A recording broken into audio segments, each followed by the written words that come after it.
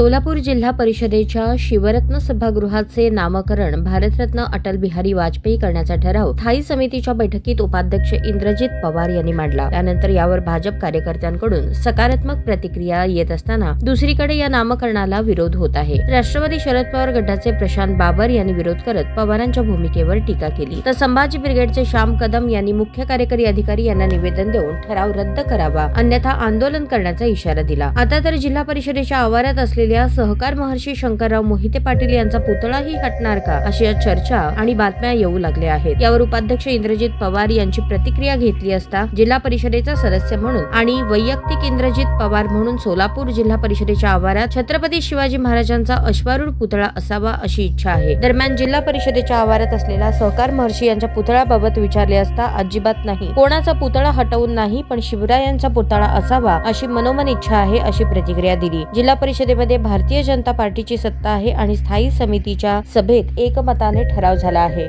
शिवरत्न सभागृहाला अशा महान नेत्याचे नाव देणे चुकीचे आहे का, असा प्रश्न त्यांनी पत्रकारांसमोर उपस्थित केला।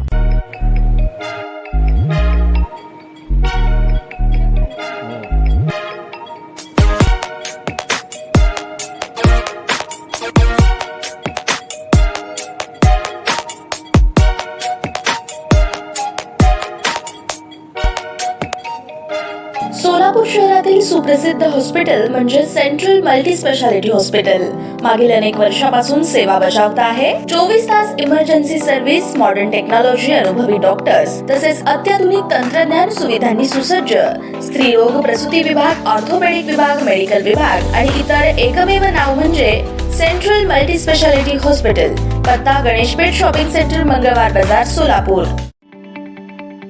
ताज्या बातम्या पाहण्यासाठी प्राईम महाराष्ट्र न्यूज चॅनलला सबस्क्राईब करा।